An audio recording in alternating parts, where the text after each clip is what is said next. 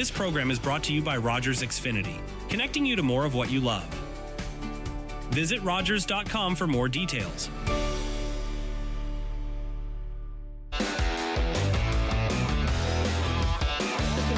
RTV Sports Rap action the last time before the summer break. I know Mark Perry has been marking this one down in his sheet as the summer is really the only time he gets any time off due to, of course, the attack season, the Knights of Meaford formerly a part of the Rogers schedule, all kinds of programming that goes on between the months of basically September to basically now here in June. So Mark finally gets a chance to take a break, and we get a chance to take a break from talking to you every single week. We do plan to be back next September. I know I will be back as the host. Obviously, our panelists changed slightly from season to season, but I hope the gentleman here tonight will join me next season. Lucas Ireland from KW, of course, Manny Pava from Windsor, and JC Coots from Paisley. Welcome back in, guys. And the NBA and NHL finals are done. We officially have champions, and I wish Adrian Musso wouldn't stop ducking me since he knew that the Edmonton Oilers were going to lose and now have lost to the Florida Panthers, so I can get a chance to get my revenge on the just disgusting rhetoric he tried to just brandish all over me when I showed up late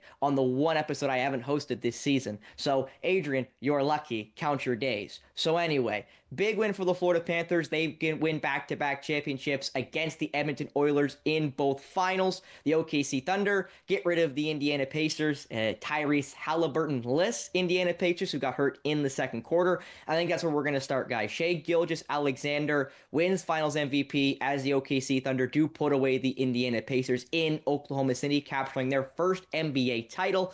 Shai also is one of the 4 players to ever win the scoring title, regular season MVP, and finals MVP, joining a very, very specific and very illustrious group. So I'll start with you, Manny Pava. Does Shai's season go down in history just from the accolades? I think his season will go down as one of the best individual seasons of all time in the NBA because he's with that other group, one of 4 players to reach the mark that you've just pointed out, right?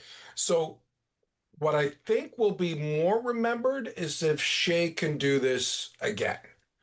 I think in 10 years from now, fellas, how will we remember this OKC season? And I think it'll mean a whole lot more if OKC can actually do it again, or at least get to the conference finals. Can they have a long, sustained run of playoff success? Then I think this victory will mean that much more because we're in Canada. I don't know if many people talk about the Toronto Raptors championship because it didn't continue past that one year. The Milwaukee Bucks won a championship in 2021, but not many people talk about that Bucks championship. In fact, Giannis gets criticized because he doesn't have sustained success. So I think it'll go down as a great individual season, Spencer, but I think it'll mean a whole lot more if OKC can sustain this success. I will point out, though, it's pretty cool as a Canadian to know that Freddie Freeman, Sam Bennett, and Shai Gilgeous-Alexander, all Canadians, are all playoff MVPs at the same time in 3 of the big 4 sports. Definitely a fun fact. The players he joins of the 4 is Kareem Abdul-Jabbar, Shaquille O'Neal, Michael Jordan, and Shai Gilgeous-Alexander. So 3 Hall of Famers, 3 guys that are seen as maybe top 5 or 10 players at the sport. Some of them maybe arguably number 1 if it's Jordan. I know LeBron's mentioned. I know Kareem's also still mentioned at number 1, best player ever in the NBA history. So Shai's in a very, very great group. And with that, he's the 5th non-American to win Finals MVP, of course, the first Canadian to win Finals MVP. And with it being OKC's first championship, I think you mentioned it there, Manny. I just saw a clip today of the last 7 championship teams and where Colin Cowherd ranked them. He put the Raptors last. He put the Raptors at 7th, and I think Milwaukee was 5th of the 7 teams he ranked. So that just shows that, you know, recency bias is a thing and that people do just forget. Like, no one cares about Toronto. No one cares about Milwaukee. They're small markets. They don't matter. because they didn't have sustained success. Raptors had that one great run. Milwaukee basically had that one great run, not really out of the second round since, and obviously had the sweep last year in the first round. So they got to be more, I'll say, like the Spurs, like the Lakers of old, like the Celtics of old, to be able to keep that media cycle around them and a guy like Gilgeous-Alexander. Now I'll go to you, JC. How do you look at the OKC season now that it is over with an NBA championship, giving them their first? Well, I mean, it went remarkably well for OKC. Obviously, they had a little bit more trouble with Indiana in the finals than I think anybody, even on this panel, gave them credit for. And good for Indiana for being able to hang in there despite a monstrous injury heading in to the final game. But still, all in all, a great series. And you have been, as Manny has mentioned, if you have mentioned, we've seen a lot of potentially this could be a long time of OKC dominance in the NBA. They built this team properly around a lot of young talent who are all coming together at the same time. And that's just how dynasties get built. It'll be interesting to see where this goes from here. Can they keep the band together? Will they keep playing the right tunes? Will they keep winning championships? Or will a cancer eventually enter the room and everything goes to crap? It's hard to say. Sports dynasties don't come as easy anymore these days as they used to, but there could be a legit one building down in OKC. And how cool is it, as Manny pointed out, that there's a Canadian right at the forefront of all of that? And you mentioned it there, JC, with how young their roster is with Jalen Williams, Shai Gilgeous-Alexander, and of course Chet Holmgren, probably their big three, if you will, all being under the age of 30, and most of them very, very much under the age of 30, under the age of 28. So a very young group, and they still have a ton of draft capital that Sam Presti, their GM, has acquired. So even if some of those guys do need to get moved out for financial reasons, they have the draft capital to either get another player or just draft the next star and trade up for a star. So the OKC Thunder are built to last, which is why I think Manny's point is great, and I think it will be shown later that they will sustain this and they will show us that they are the next big, I'll say, dynasty or next big team that kind of holds this for a length of time. Lucas, I'll go to you now. What were your thoughts on the OKC season now that it is over? Well, I mean, it's no denying they had themselves an incredible year in the NBA this year. 68 and 14. Like, how many teams can say they even got remotely close to that in the past? It's truly an incredible record for them. Of course, Shai Gilgeous-Alexander had himself an incredible season as well. The Hamilton, Ontario native, repping Canada pretty well in the NBA right now. And I mean, he played really well too. 29 points, 12 assists in the Game 7 win. Of course, who knows what would have been different if Tyrese Halliburton didn't get hurt in that game. I mean, he literally got 3 threes in the span of like a minute to a minute and a half or something like that. He was giving Indiana life early, but that injury really, really hurt them. And obviously, the players talked about it after the game. Some of them just didn't have, like, their hearts weren't in it anymore because they just couldn't stop thinking about Halliburton, which, I can absolutely understand. He had himself a great season as well, and that definitely sucks for his season to end the way that it did. And going back to Shai Gilgeous-Alexander quickly, you mentioned the three names: Kareem Abdul-Jabbar, Michael Jordan, Shaquille O'Neal. You don't have to be a basketball fan to have heard of those legendary names before in the NBA. They're obviously Hall of Famers, as you mentioned, incredible legacies, incredible careers. So the fact that a Canadian and Shai Gilgeous-Alexander is now among those names, it's pretty incredible. That it is. I do want to mention, obviously, Halliburton's injury, as you mentioned there, Lucas, had the calf strain that almost held him out of Game 5 and Game 6 and almost Game 7. He then plays with the strained calf, has the hot start, as you mentioned, at 12 points, and then tears his Achilles. The third Achilles of the playoffs. Damian Lillard started it. Jason Tatum continued it. And Halliburton sadly ends it with the third one. And that means he is done for easily the rest of next season, because I believe Achilles are still roughly 9 months recoveries. Tatum is done for most likely all of next year, and Damian Lillard is most likely done for all of next year, which is why all the rumors have been circulating with Giannis leaving Milwaukee and maybe going to Toronto, is because of him now having basically no supporting cast in Milwaukee with the Bucks. So I'll say correlation doesn't equal causation. I'm not going to play any conspiracy theories here, but I will say three Achilles tears in one playoff run as a whole is rather troubling when it's three stars as well in the NBA. Now, I will quickly go over to the NHL final, which we didn't get a chance to talk about. The Florida Panthers do capture their second straight Stanley Cup. You guys mentioned dynasty with the OKC Thunder. They have to establish said dynasty. The Panthers technically have one. They got 2 rings in a row. They could be a team that can continue that with a lot of their players coming back. They have 3 big free agents coming up with Marchand, of Bennett, as well as Ekblad. All of them seemingly want to come back and may be able to come back if the money can work. I'll start with you, JC. What's your thoughts on the Panthers now that they've got 2-2?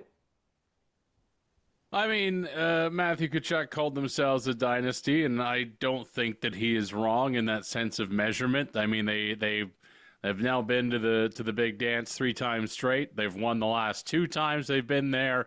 They seem to be a team that, I mean, there is such a big difference between regular season hockey and playoff hockey, and it really is the teams that work harder and really give it everything they've got and play through unbelievable injuries, like Kachuk's injury himself, where he said he tore like the muscle off the bone and he still came back for the beginning of the playoffs and still played through the whole thing, scored a goal in the last game. Like, just insanity. Like, these guys are insane, and that's why they win. That is the difference between putting everything out there and taking home the trophy at the end of the season, or losing the last game of the year and then trying to figure out how to be better next year. That really is it. Can they keep the 3 big guys? Not a business guy. I guess the good news is the cap space is going up a little bit in the NHL heading into next year. So maybe a possibility, if you get some guys to take a little bit of a discount here and there, you can keep the general framework together. But if you got to say goodbye to a few of those guys, I mean, some of them you didn't have when the season even started. So you will figure out ways to change that. The one thing Florida has done and will continue to do is continue with a win now mentality, which does mean there's not a lot of future coming up the tank for the Florida Panthers, but they're winning cups now and they're a dynasty now. So I don't think if you're asked Bill Zito, he really cares. Well, you mentioned it there with the futures thing, JC. Another kind of point to mention with Florida, and they'll say the dynasty talks and having those big guys up, they're a tax-free state. So less money in Florida is still maybe more money, I'll say, in Toronto, where obviously Canada's tax is rather high. So I know that's created a lot of ire with hockey fans, almost as much as the LTIR ire from Tampa and formerly Chicago when they manipulated the cap and were able to get technically be over the cap in the playoffs. Because it doesn't affect the playoffs, it didn't really matter. So I assume more conversation will be had about tax-free states, Florida being included, of course. And I'll go to you, Lucas. Your thoughts on Florida's season with them being 2-time Cup champs? Well, they absolutely deserve it. I mean, they've played incredible these last 2 years. And I mean, this year, we'll take a look at it as something like Sam Bennett scored 15 goals, winning the Conn Smythe. The team as a whole was just a very deep connected team all the way throughout the lineup. I don't really think there was much doubt that they were going to put up a massive fight here in the final. I know that most of us, I think Spencer, you might have been the only one that said that Edmonton would not win. So congratulations on that for being the sole correct panelist there, at least for that show. No, they like I said, they absolutely deserved it. And just to quickly bring up those 3 guys you mentioned with Bennett, Ekblad, and Marchand. I mean, let me tell you something. All the Dairy Queens in Florida want Marchand to remain in Florida. I'm sure business is probably booming after his comments throughout the postseason. And honestly, I don't really see him going anywhere else. I think that he will probably stick with the Panthers so long as the team and the player can get a deal done. Same thing with Bennett. I'm pretty sure he's probably going to remain a Panther. I don't think he's going to be leaving anywhere. The only question mark for me there would be Ekblad. Now, I don't know a whole lot about the current situation with Ekblad and the Panthers. I've heard that he's going to be staying, and I've heard that he's going to be going. So we just have to wait and see as the offseason unfolds for that. But regardless, this team is going to be dangerous again next year. No matter what moves they make, it seems like they just can't do anything wrong right now in the NHL. Lucas, I'm not sure I heard you. What was I on that episode? What was I? You were the sole person to correctly guess the winner. So Well, congratulations. lucky for me, on that Whoa, show, I was whoa, the only. whoa, Oh no, Manny, whoa, Manny, let me get there. whoa. Let me get there. I was the only one on that show who was right because the next week I mentioned it to Manny Pava. And Manny Pava's go, "Well, Spencer, you're not the only crazy one because I also picked the Florida Panthers." And Manny, correct me if I'm wrong, but you and I also picked the Indiana Pacers to play the Oklahoma City Thunder, and both picked the Thunders to win the NBA playoffs, didn't we? We did. I mean, it I must said be Thunder must in connect to be right. 6. So in Yeah. other words, you guys got the scripts then. Where was mine? I mean, it Go must have on. been lost in the email chain because all I'd say is Manny Piv and I were right, and it's nice to be ahead of, especially a bozo like Adrian Musso, who again I'm gonna get my payback. Count your days, Adrian. Wow. Count your days. But regardless of that, Manny, big win for the Panthers, second cup in a row, of course. And we talk about Bennett being a big part of that team. Marchand had 6 goals in the Stanley Cup Finals, but he was mentioned as JC mentioned was a trade deadline acquisition. I wouldn't say they're losing like top tier guys. Like Brandon Montour, I thought was a bigger part of that team, and they lost him last year and still won without Brandon Montour. So, what are your thoughts on Florida winning their second straight cup? Yeah, I heard JC and I heard Matthew Kachuk throw out the words dynasty. I think the definition of dynasty is different from league to league. And in the NHL, I would suggest that a dynasty, you have to win at least 3 championships. Maybe it doesn't have to be in 3 back-to-back-to-back years. And I know they've been in the final, lost that first year, and won the next 2. But to call themselves a dynasty, I think is a little bit premature. However, in saying that, I think this Florida Panthers team can do damage again next year. Bennett's already saying at the elbow room, he's chanting 8 more years and he's not going anywhere. Um, why would Brad Marchand leave Florida? I think the Panthers replaced Aaron Ekblad with Seth Jones. So if Ekblad doesn't stay, I wouldn't be shocked by that. Maybe he'll take a hometown discount to stay in Florida. But I think what general manager Bill Zito has done, and with the eye for talent and the players he's got on the cheap, Nate Schmidt made less than $1 million this year and was an impact player in the playoffs. I think the Florida Panthers will do some damage again next year. I would have to agree, of course. Obviously, Sergei Bobrovsky continues to be in a renaissance of his career. He kind of had some bad middling years with Florida, and then since basically their cup contention years, he's been back to his Vezina form, I'll say, maybe just a little bit below the Vezina form he had in Columbus previously, and maybe the first couple years he had in Florida, signing that big 8-year deal as a netminder with over 10 million bucks owed to him. Now, Lucas, I'm going to go back to you here because we're going to move to the Hockey Hall of Fame as it finally got announced, and players from your and I's, I'll say generation, but guys, you and I actually had a chance to watch. Alexander McGillney finally gets in. Have to mention that first, but Joe Thornton gets in on the first ballot. Duncan Keith gets in on the first ballot. Zdeno Chara gets in on the first ballot, among others. What are your thoughts on the 2025 class of the Hockey Hall of Fame? Oh, I can't say that I'm surprised, really. I mean, those are some pretty big names in the sport of hockey. I mean, of course, Zdeno Chara, everyone knows who that is. Everyone knows Big Z, and I had a feeling when I was younger that he was going to make it to the Hall. And Joe Thornton is also one of those names where it just kind of had a feeling like it was going to happen. And I mean, with Thornton, you look at his career numbers. I mean, 1,714 games, 430 goals, 1,109 assists for 1,539 points. It's a pretty solid career, if I do say so myself. Of course, not an NHLer, but those are some pretty good numbers for Joe. So yeah, I mean, I can't, like I said, I can't say I'm surprised, and congratulations to all of the Hall of Famers that are inducted this year. Well, Manny, I'll go to you now. What were your thoughts on the 2025 Hockey Hall of Fame list? Great list, great class. First thing that comes to mind is about time for Alex McGillney. He's been eligible since 2009, and he's one of the few members of the triple gold club. He's won a cup. He's won an Olympic medal, gold medal. He's won a world championship. He had over 1,000 points in 990 games. That's more than a point a game. And I know my math sucks, but I do know that. So it's about time that McGillney got in there. And he is the first drafted player to defect from Russia, from the former Soviet Union, to play in the NHL. He paved the way for those other players to make it. Chara, without a doubt, he's won a Norris, he won a cup, 7 All-Star nods. I want to say he's has the record for most games played by a defenseman. By a defenseman. Yep, Yeah. 1,680. Outstanding achievement, no brainer.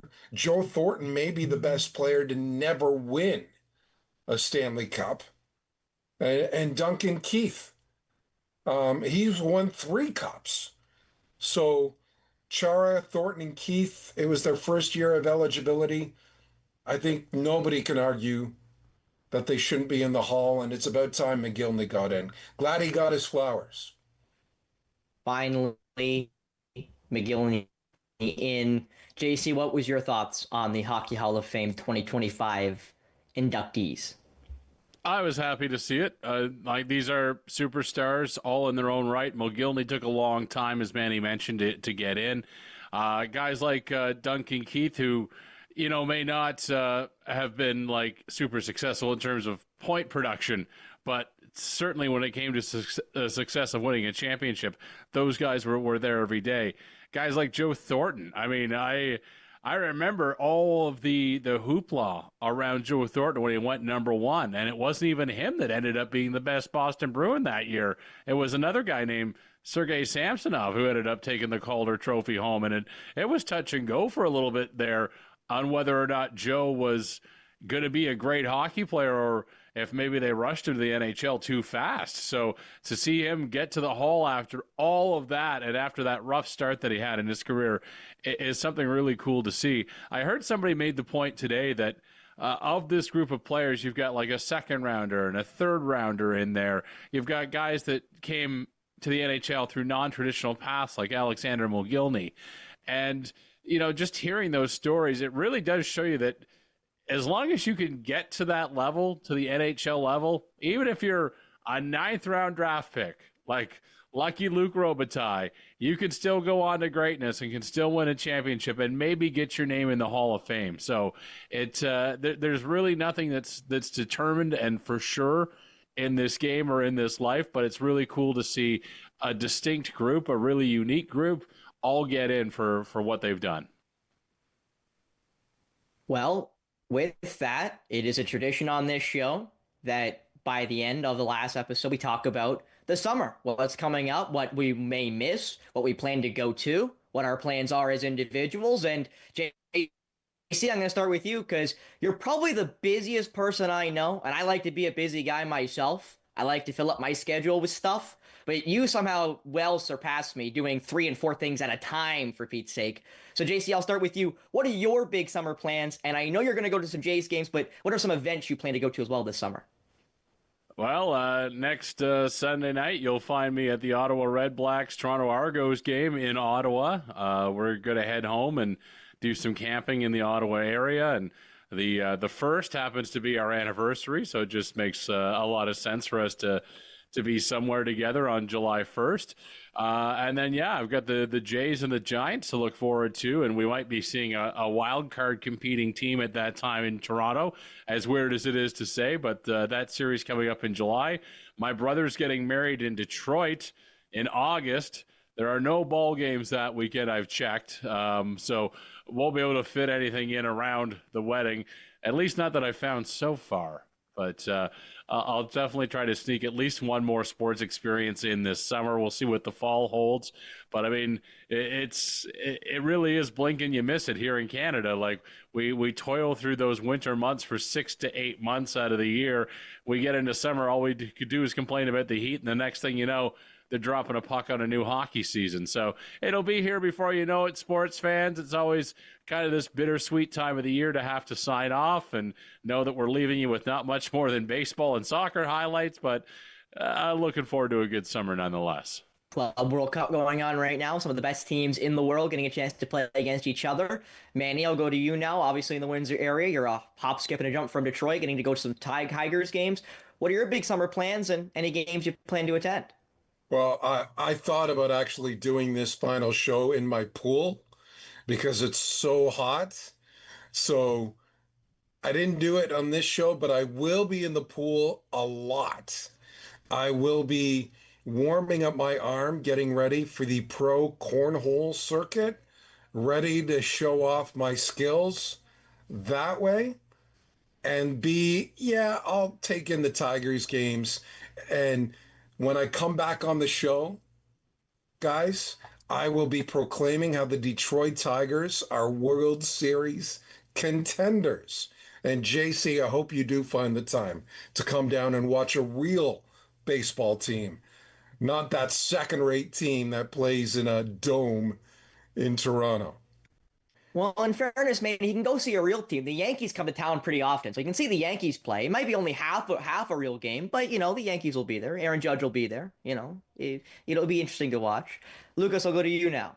Big summer plans. Any games you plan to attend in the KW area, or if you're going to get a chance to travel? Well, I'm gonna be working a lot, that's for sure. But got a few weddings to go to as well. Maybe try to head out to Toronto for a Jays game or something like that. Maybe one or two sporting events if possible. But just take the summer one day at a time and enjoy it while I can. I'm with you there, Lucas. Work a lot and try to make some money and try to continue to exist. I'll stick with you, Lucas. Last thing we're going to talk about. We got about 2 minutes left. Any event over the summer you can't wait to watch or get a chance to see? Well, in a sense, yes. I'm looking forward to the preseason for the Elmira Sugar Kings. It's going to be late August. I can't wait to get back to the arena and back to the broadcast. I've missed it a lot, and we haven't even been in the off season for too long, but it feels like it's been forever. So I'm looking forward to returning there in the late summer stages. Anything for you, Manny? Big events you can't wait to watch during the summer? Well, we already mentioned the Tigers. If anything, I'm going to follow the Club World Cup. We haven't really talked about that. And the CONCACAF Gold Cup to see how Canada can perform at that tournament. And they've already started, have a win and a draw versus Honduras with a 94th minute tying goal by Honduras. Definitely heartbroke me while I was watching the scoreboard. JC, any events you plan to see over the summer? Aside from baseball and probably a little bit of CONCACAF action as well, get that World Cup preview and also start saving money away for hopefully getting an actual ticket for next year's real tournament. Yeah, I don't think it's going to go that well, though. I'm going to need to save a lot or have a mini miracle happen between now and then. But no, that's pretty much it. Summer's always it's too short. So I'll just try to enjoy as much of it as I can, and hopefully just keep the grass cut and stay hydrated. I'll tell you what, guys. Why don't you guys just join me for the Super Bowl unveiling in Philadelphia to kick off the NFL season when they raise the banner to the rafters? You guys can come on down and join me. Well, I'll quickly mention my event is exactly like 5 days before our next show next season is Crawford versus Canelo in boxing. I always mention something with. Connect with us by visiting our website or email us at comments@rogerstv.com.